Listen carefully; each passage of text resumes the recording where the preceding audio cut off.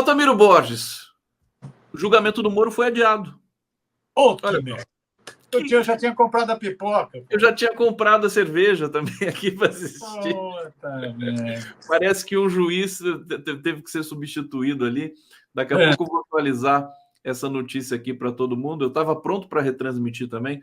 Ô, Miro, a gente vai, agora que você chegou aqui, eu conversei com o Adriano sobre a Caminhada do Silêncio, que foi muito bonita, a pauta internacional com o Nasser, e agora para as hard news com o Altamiro Borges. As coisas candentes aqui. Primeiro, uma palavra sobre o golpe de 64 e que hoje, né, completa 60 anos. Não é ontem, né? Porque ontem é a data dos milicos, né? Hoje é a data real do golpe, que foi chancelado pelo STF na época, saiu muitas matérias aí sobre todo esse processo. O que você pode dizer para a gente dessa memória que me parece que veio muito forte, inclusive depois da fala polêmica do Lula, da fala não, né? Da atitude de resguardar o governo com relação a essas descomemorações. Altamiro Borges. Não, então é isso, né, Conde? Primeiro, bom dia, tá tudo bem contigo, né, mestre? Entrei na fala do Nasser, nem te cumprimentei direito, tá? Legal. Então, esse negócio do 1º de abril, do dia da mentira, do dia do golpe, né? Diferente do que o Lula falou, é preciso remoer, e é muito importante que esteja ocorrendo, está tendo agora essa marcha, né, que faz o inverso da caminhada dos golpistas de Juiz de Fora para o Rio, saiu agora uma marcha, 3 ônibus, vans, estão fazendo o caminho inverso do Rio para Juiz de Fora, né, para lembrar o que foi o golpe militar, né, que instituiu uma ditadura sanguinária no Brasil, né, uma ditadura só de desgraça. Então é bom remoer, para não perder, não esquecer jamais, né? Porque como passaram muito pano para milico, eles voltaram a tentar um golpe agora, tentaram no ano passado, né? 2023, voltaram a tentar um golpe, né? Ali não era só o capetão Bolsonaro, o capetão era o chefe da Orcrim, da organização criminosa, mas era um grupo, e nesse grupo o principal eram militares, generais, Braga Neto, Augusto Heleno, generais, né? Mesmo os tais legalistas ficaram meio em cima do muro até a reta final, né? Então, é preciso relembrar, porque se não relembra, os milicos eles têm isso, eles acham que eles são poder moderador, eles acham que eles são um poder. E como diz o Flávio Dino agora como ministro do Supremo, milico não é poder. O poder no Brasil são 3 poderes, não tem poder militar. Milico é servidor, ponto, né? Se coloque no seu lugar. Mas os milicos se acham poder moderador. Então, por isso que é sempre importante rememorar, ter vários atos, vários debates, essa marcha do Rio de Janeiro para Juiz de Fora, para rememorar. E rememorar, Conde, eu acho que é isso. A gente rememora pelas vítimas da ditadura. Nós só estamos falando aqui porque teve gente que lutou pela democracia. Essas fotinhos que estão atrás de você, nós só estamos falando aqui porque teve gente que lutou pela democracia, lutou contra a ditadura, contra o fascismo militar da época, né? Isso é que garantiu a liberdade da gente estar falando hoje. Então é bom a gente lembrar, para lembrar essas pessoas que lutaram, que foram presas, que foram torturadas, né? Que levaram choque elétrico, que foram para a cadeira do dragão, que foram para o pau de arara, não é isso? Que foram assassinadas, que até hoje estão desaparecidas, os corpos não foram entregues para os familiares, né? Eu estava vendo uma declaração da diva lá da Bahia, até hoje não foi entregue, né? Então é bom a gente lembrar essa turma que lutou contra a ditadura, os sindicalistas, as lideranças camponesas, as lideranças religiosas, setores corretos entre os próprios militares. Você teve mais de 6 mil militares presos pela ditadura militar, mais de 6 mil militares. É bom lembrar essas pessoas que lutaram pela democracia, né, para a gente ter liberdade hoje. Mas é bom lembrar da ditadura também, do que ela significou, além de tortura, morte, necropolítica, violência, sadismo, né, nojenta, né? Como diz Ulisses Guimarães, é preciso ter ódio e nojo da ditadura. Além de lembrar isso, é bom lembrar o que a ditadura fez do ponto de vista da economia brasileira, porque há muita mistificação. Achar que os milicos... Atrasou em 21 anos o desenvolvimento do Brasil. Exatamente. Achar que os milicos, um milagre econômico, foi tudo pujança, tudo. Foi nada. Foi nada. Os milicos encerraram o governo. O governo militar encerrou com uma inflação, Conde, de 242%. A inflação de 242%. Hoje ela está em 4,5% ao ano. Na época dos milicos era 242% de inflação. Você imagina o que é isso para o povo, para a mesa do povo, para a caristia, para a alimentação. Foi um desastre econômico o regime militar. O regime militar encerrou entregando o país totalmente endividado. A dívida da época do Jango para o final do regime militar cresceu 30 vezes. O país ficou pendurado na brocha. Era um país sob mando do FMI, do Fundo Monetário Internacional. Totalmente endividado, totalmente quebrado. Os militares foram totalmente incompetentes. Bando de incompetentes. Né? Depois daquele craque da logística do Pazuello, a gente entende. Né? Bando de incompetentes. Destruíram a economia brasileira. Paralisaram a economia brasileira. A distribuição de renda durante o regime militar piorou muito. Os 10% mais ricos, antes do regime militar, detinham 30 e poucos por cento da renda nacional. No final do regime militar, detinham mais de 50% da renda nacional. Por isso que os ricos gostavam tanto do regime militar. Então, é bom desmistificar. O regime militar foi uma desgraça do ponto de vista econômico, do ponto de vista social. Desgraça. Desgraça.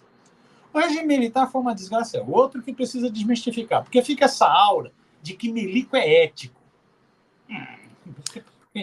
A corrupção foi também desenfreada, né? Pois é, para quem viu os generais aí da época do Bolsonaro, sabe que essa história de milico é eco é a história de carochinha. É fictício isso é ficção, né? É fake news, né? É só ver os milicos no governo do Bolsonaro, as tretas que tem. Mas na época da ditadura foi pior, porque na época da ditadura não podia denunciar. Quem denunciava era preso. Era torturado, era morto, desaparecia. Na época da ditadura militar é só lembrar a farra das empreiteiras, tudo vinculado a milico. Tudo vinculado a milico, todas as empreiteiras. É só a gente lembrar da Transamazônica, Itaipu, Ferrovia do Oeste. Vixe Maria, tem um monte de ladruagem, Agora, mas não se tinha denúncia de corrupção. Lógico, era preso, era morto. Altamiro, é importante você estar falando isso aqui, porque assim, é uma lacuna na historiografia brasileira desvelar, né, essa tragédia econômica que foi a ditadura militar. Esse negócio do milagre econômico é uma questão do preço do petróleo internacional que respingou no Brasil, mas assim, foi um momento que o Brasil se favelizou. As favelas aumentaram intensamente. Quer dizer, o Brasil pode até ter crescido, mas o dinheiro foi todo para o topo da pirâmide. E para a base ficou cada vez mais pobre.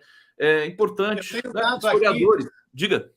Eu tenho dado aqui, Conde, eu peguei, olha só, 1960, os 10% mais ricos no Brasil, no governo Goulart, 10% mais ricos no Brasil, o Brasil sempre foi injusto, tinham 38% da renda. E os 50% mais pobres tinham 17% da renda nacional. Isso em 60. Fim do regime militar, 1980, década de 80, anos 80. Os 10% mais ricos tinham 51% da renda nacional. Pulou de 38% para 51%. Os 10% tinham mais da metade da renda nacional. E já os mais pobres, que antes tinham 17%, caiu para 12%. Os pobres ficaram mais pobres e os ricos mais ricos. Foi isso que foi a ditadura militar. A ditadura militar serviu para os ricaços, serviu para os rentistas, teve crescimento econômico, tudo na base do endividamento. Pegava dinheiro, endividava, deixava o Brasil pendurado na brocha. Isso tinha muito interesse nos militares. Estados Unidos. São topeiras, né? Eles não entendem nada de nada. A gente viu no governo Bolsonaro. Agora, no regime militar, Delfim Neto e o vô do Campos Neto, né? Roberto Campos, que pilotaram a economia, né? E que tampouco, assim, como é que um ministro civil vai ter margem de atuação também ali. Mas se bem que eles foram também ruinzinhos, né, Altamiro? Sim, né? sim. Para ter esse resultado, né? Olha só, vamos para o bate-papo aqui. O Hussein Brasil está dizendo: Israel, mais um massacre de civis no hospital Al-Shifa.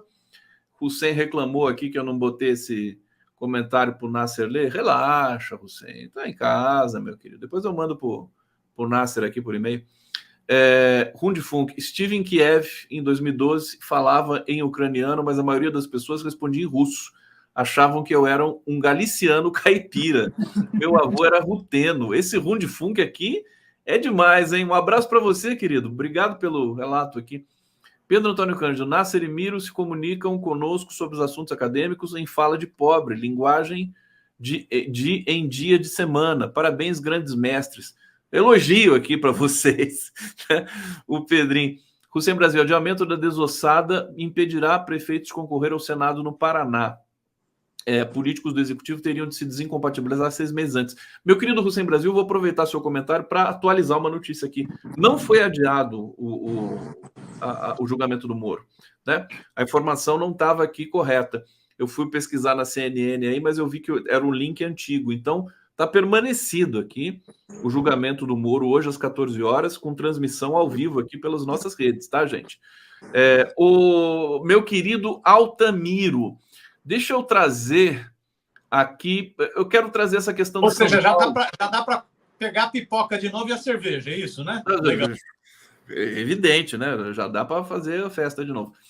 O Enel, olha só isso aqui. Enel está despreparada para prestar serviço e pode perder a concessão. Quem está dizendo isso é o Alexandre Silveira, ministro da Minas e Energia. Tá uma festa em São Paulo aí, né? Até quando faz sol, acaba a energia, né? Ih, fez sol, acabou a energia elétrica. Pô, Altamiro, que vergonha a Enel, né? Uma vergonha mais vergonhosa do que essa. Pois é. O que chama atenção, né, Conde, é como a mídia dá pouca repercussão para esses apagões em São Paulo, né? É porque isso devia ser, ao invés de ficar falando dos acionistas da Petrobras, ficar gastando tempo em tempo, né, para falar dos dividendos extraordinários dos acionistas da Petrobras, a mídia deveria gastar mais tempo prestando serviço público, mostrando a desgraceira que essa empresa privada, nos dois sentidos da palavra, né, está causando ao povo paulista. É uma desgraceira, né?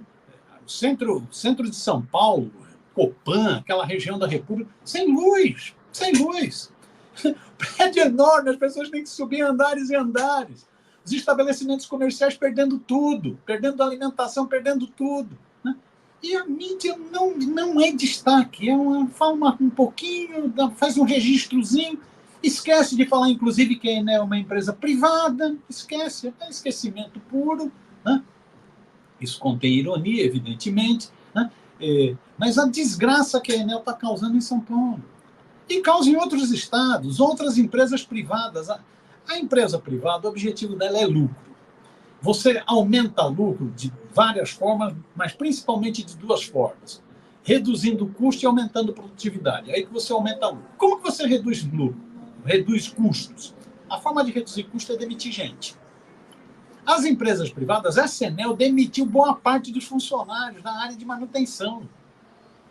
Então vira um caos. Qualquer chuva, ou sol, ou frio, qualquer coisa, qualquer evento climático, porque agora a culpa é do evento climático. Qualquer evento climático causa um apagão, fica sem luz. Né? Porque a empresa privada, o objetivo é endógeno isso. Aí eu não estou fazendo julgamento de valor, não, é endógeno. Isso faz parte do sistema. O sistema capitalista procura lucro. Não é bem-estar social. Bem-estar social quem pode ajudar até é Estado, não para empresa privada, né? Então a Enel fez o quê? Reduziu o número de funcionários, cortou mais de 30%, atingiu várias áreas importantes, estratégicas da empresa, reduziu o custo. Os acionistas estão ganhando muito mais grana. Os acionistas estão bem para o chuchu da Enel, né? Mas a população sofre. Mas isso é com a Enel na energia elétrica. Isso é com o metrô privatizado. Você vê o metrô de São Paulo, que dá mais falha, é o metrô privado.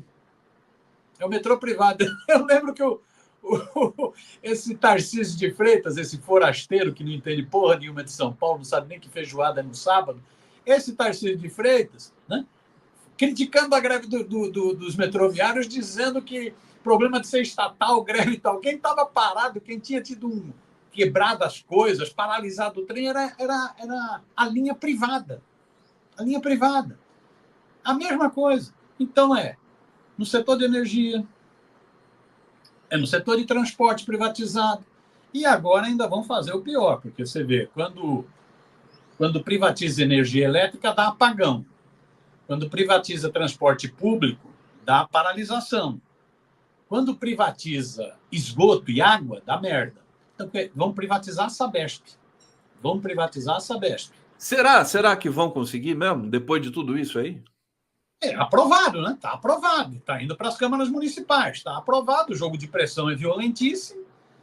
A mídia defende abertamente, porque a mídia é privatista, gosta de empresa privada. Não, aliás, desculpa de interromper, tem um artigo hoje no Estadão da Helena Landau. Ela está dizendo assim: os apagões enlouquecem as pessoas, mas solução não é estatizar. Ela diz que ela está lá, está firme ali. É a rainha da privatização. É a rainha, musa da privatização. Podia se chamar a rainha da sucata. A rainha da privatização na Landau, Tucaninha. Mas é uma loucura isso aqui. Ô Miro, deixa eu trazer mais algumas informações aqui para você comentar. Bom, está mantido o julgamento do Moro. Hoje começa às 14 horas, nós vamos transmitir aqui. E tem aqui uma hipótese de que o André Mendonça, saída de Moraes e entrada de Mendonça no TSE dão esperanças a Moro. Quer dizer, o Moro vai ser julgado no TRE do Paraná e depois vai para o TSE, né? Para chancelar a decisão, né? Então, Conde, é isso. O julgamento começa hoje, está previsto até dia 8, até segunda-feira que vem. Está previsto, talvez dê mais tempo.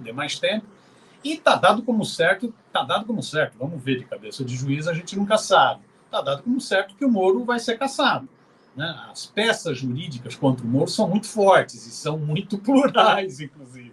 Porque quem primeiro entrou com processo contra o Moro, acusando de abuso econômico e utilização irregular de meios de comunicação, foi o PL do Bolsonaro. Foi o PL do Bolsonaro. Né? Porque o candidato do PL do Bolsonaro a Senado ficou em segundo lugar e acusou o Moro de ter feito uma disputa assimétrica. Ele teve muito mais exposição midiática, teve muito mais grana do que ele.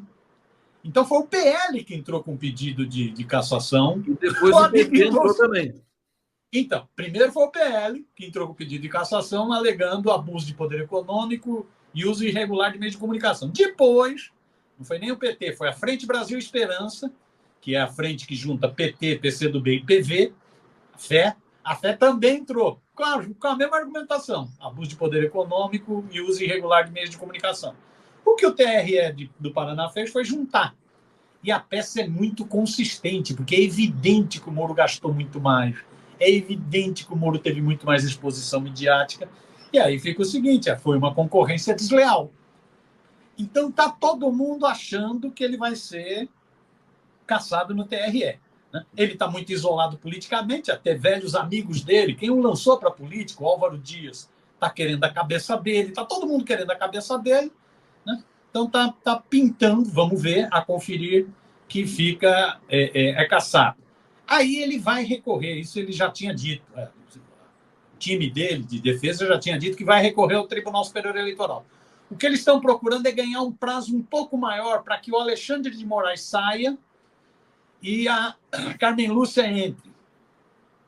Então, porque eles estão achando que, como a Carmen Lúcia sempre teve uma simpatia no passado pelo lavajatismo, estão achando que a Carmen Lúcia pode ser menos dura com relação a ele. Né? Tem o Mendonça, o André Mendonça já entrou no lugar do Moraes. Isso, o Mendonça já entrou, pois é. Então, ele está achando que indo para o TSE pode ter ainda alguma chance. Também dizem que... Eu até vou lembrar aqui, viu, o Altamiro, a fala do Lula com relação ao Moro, bastidor, né? Ele dizendo assim, você deve ter visto isso, né? Eu não sei porque vocês ficam tão preocupados com o Moro. O Moro é um zumbi, fica perambulando no Senado, isolado, né? Ele não interage com ninguém, as pessoas detestam ele lá no Senado, né? Deixa o cara lá, o Lula falando isso, né? Mas enfim, o Lula é o Lula. Ô, Altamiro, você no seu Twitter hoje, você comenta a decisão contra a igreja do apóstolo Valdemiro Santiago. Justiça determina o bloqueio dos pagamentos feitos à Igreja Mundial do Poder de Deus por meio de cartões eletrônicos, os famosos Pix, né? Aí eu lembrei até do Bolsonaro e do Mauro Cid reclamando que o Bolsonaro ficou rico com Pix, né? Recebeu 1,7 milhão. Esse dinheiro ninguém vai investigar nada do Bolsonaro? Quer dizer, isso é lavagem de dinheiro explícita. E aí, ô Miro, conta um pouco dessa história do Valdemiro aí.